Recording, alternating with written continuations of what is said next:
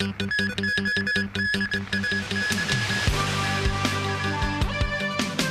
increasing gale or storm signal number 9 now in force as Super Typhoon Saola comes close to Hong Kong.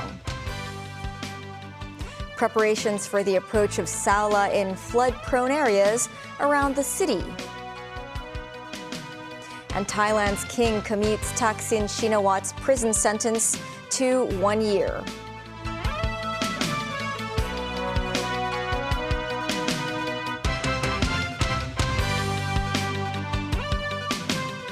Hello and welcome to TVB News. The Hong Kong Observatory issued the increasing gale or storm signal number 9 at 6:20 p.m.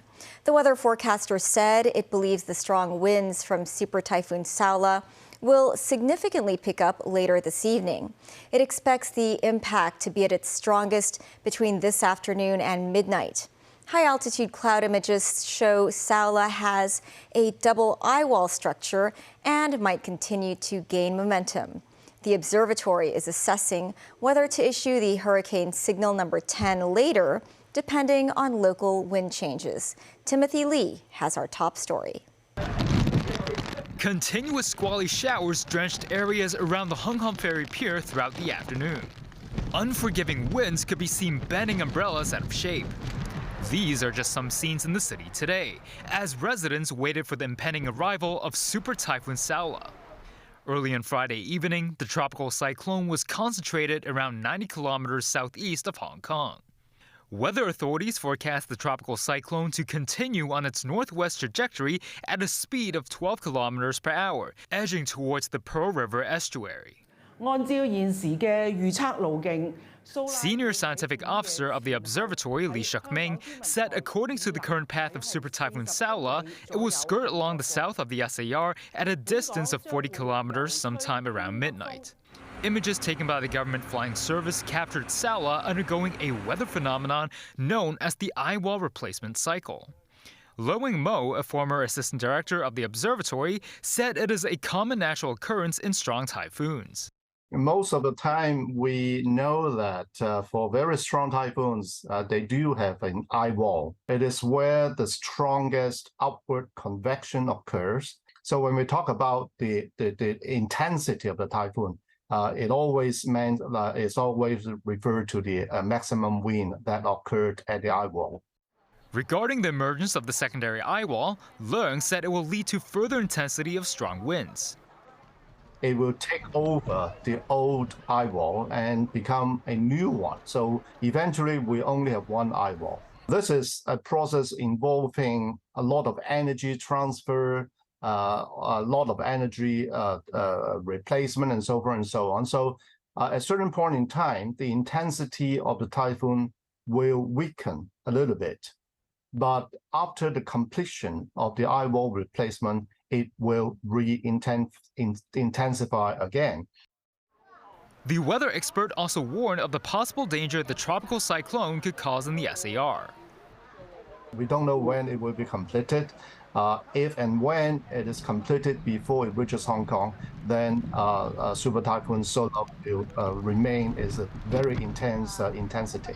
So in any case, irrespective of eye wall replacement or not, Super Typhoon Saola remained a very severe threat to all of Hong Kong. Timothy Lee, TVB News. The weather began deteriorating this afternoon. The city's flooding hotspots have also hunkered down in preparation for the downpours and wind gusts. Jackie Lin was at one of the most flood-prone districts in Hong Kong. Winds gathered more strength in the afternoon. A 4-meter tall tree collapsed onto a motorbike under gusty winds in Ngau Tau Kok. But some wind chasers went to the coast of Hang Fa Tsuen to feel the impact of the storm. It's 3 to 4 in the afternoon in Hang Fa Tsuen. As you can see, the winds and rain are not that strong for now, but residents here told us they're not letting their guard down as their memory is still fresh about how the storm surges inundated underground car parks and the gusts uprooted trees and even benches during the typhoons back in 2017 and 2018. With that in mind, the community has installed flood barriers like these behind me in a bid to minimize damage. But by the look of things, the strength of the storm, it could be worse than last time, mangled. But in last time, it caught us by surprise. Okay, but this time we should be prepared. Yeah. We just want to pay, and we are just looking for the wind. Is it strong or not? Is it strong or not? It's strong. It's strong. Schools are closed today, but a student told us he'd rather go to classes. Staying at home, it is nothing to do. I cannot know my friends and I cannot play with them. Some civil aid services personnel called on people to leave the shoreline. In flood-prone district Lei Yu Moon, the tidal backflow began to affect the low-lying areas in the afternoon. This restaurant manager said more preparations were made to prevent inventory and electrical appliances from being ruined. Gates, flood barriers, and sandbags, similar sites of combat readiness in another flooding hotspot, Tai O. This as signs of floods already emerged this morning. Patrols too ramped up from civil aid services personnel and police officers. Inundation too in Shatin Shemun River. The bicycle track and pedestrian tunnel with comparatively high risk of flooding have been cordoned off. Stepped up flood protection efforts too along the Chernquano Promenade, which was badly damaged during Typhoon Mangkhut in 2018. Despite authorities warning against all water sports, some surfers paddled out in Big Wave Bay this morning. Jackie Lin, TVB News. Under the storm, some shoppers rushed to stock up on food. While shopping malls appear to have fewer people, some restaurants are bustling with patrons. Some cinemas are still open. Lines too at a bakery in Lohas Park. In some supermarkets, vegetables, dairy products, and even frozen food have been snapped up. Some greengrocers at the market also say their businesses have gone up by 50%. A vendor says the vegetables wholesale prices have been bumped up by 20%, so the retail prices are also higher than usual. Under the number 9 signal, most public transport services have stopped, including parts of the MTR. Mimo Singai reports. For many residents, today is an extra holiday thanks to the super typhoon Saola, but some still have to work despite the adverse weather. This man who works in the catering industry said he has spent more time on commuting. My journey to work usually takes 45 minutes. It took me extra 15 minutes today, he said. As the increasing gale or storm signal number 9 has been issued, train services in open sections and light rail services are suspended, such as the Airport Express, Disneyland Resort line, and Tsuen Wan line between Tsuen Wan Station and Lai King Station. Most daytime bus services are also suspended.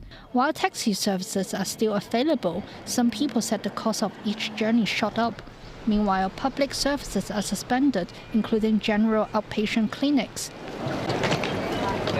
At the international airport, some people arrived early to check in as they were uncertain about the weather situation. For instance, this student had to return to UK for school.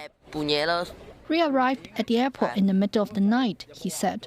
His mum was pleased that the flight was not delayed, adding they came to the airport even before the number 8 signal was issued.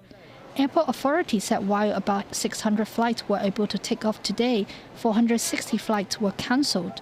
The AA hopes airport services can gradually resume on Saturday, adding it will depend on the weather.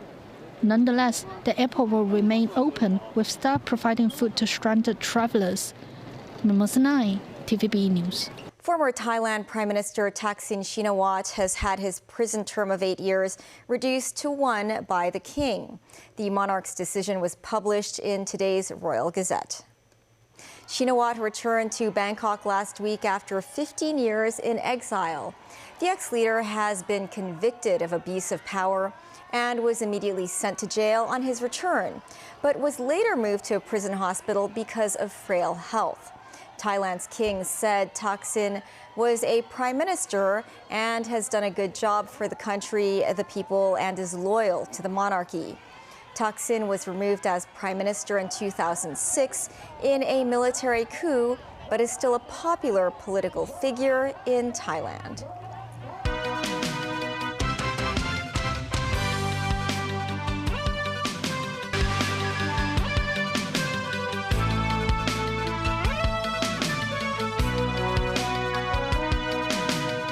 Welcome back. Former UK Energy Minister Grant Shapps is the new British Secretary of Defence. Shapps has been chosen by Prime Minister Rishi Sunak to succeed Ben Wallace, who is standing down as a politician at the next election. David Garrett reports. Ben Wallace has left big shoes to fill. He's led the British Armed Forces for 4 years. A former army captain, he's been a staunch ally of Ukraine and critic of Vladimir Putin's invasion. He will not succeed, and the international community will only get stronger in their opposition to this aggression. Wallace officially tendered his resignation on Thursday, honouring a promise he'd made last month. Prime Minister Rishi Sunak has had a few weeks to decide on Wallace's replacement. Shapps is a seasoned media performer who supported Sunak during his successful campaign to become Conservative Party leader and Prime Minister last year. Shapps has been Transport Secretary and Party Chair. Former Prime Minister Liz Truss called him the best communicator in the Cabinet. She briefly made him Home Secretary. Shapps arrived at Downing Street to take up the post. Are you the new Defence Secretary? He's seen as a safe pair of hands. Drop your pen, Defence Secretary.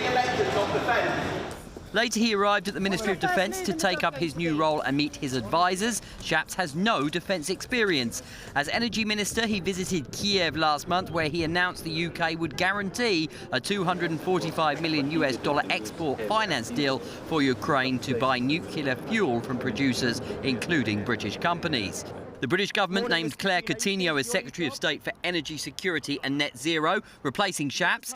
The ruling party faces a general election in the next 18 months. A poll last week had the Tories trailing the opposition Labour Party by as much as 17 percentage points. The new Defence Secretary will have a role to play in mounting a Conservative fight back.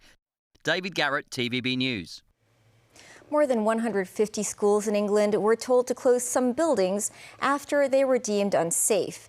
This has drawn anger from parents and teachers on the eve of a new term. It also poses a fresh headache for the government. The affected school buildings used a certain type of concrete prone to collapsing, posing safety concerns. The concrete is called reinforced autoclaved aerated concrete, known as RAAC. According to the Education Department, RAAC is found in 573 schools across England. For most of the schools, the concrete is only found in a few buildings, so students can still attend school.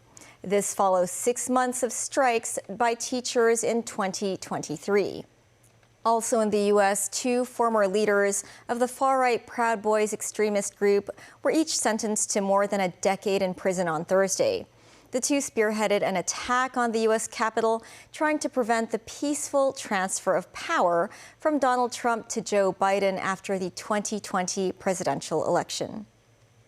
Joseph Biggs was given a 17-year prison sentence and Zachary Rell a 15-year sentence. Federal prosecutors had recommended a 33-year sentence for Biggs, who helped dozens of Proud Boys members and associates in marching to the U.S. Capitol on January 6, 2021. They joined the mob that broke through the police lines and forced lawmakers to flee. Their action disrupted the joint session of Congress for certifying the electoral victory by Democrat Joe Biden. The attending physician to the U.S. Congress has cleared Senate Republican leader Mitch McConnell to continue with his planned schedule. This after McConnell appeared to freeze up for about 30 seconds while speaking to reporters in Kentucky Wednesday. It was the second such episode in public this summer for McConnell. The latest incident has further fueled concern over his health and speculation as to whether McConnell can remain the GOP leader in the U.S. Senate.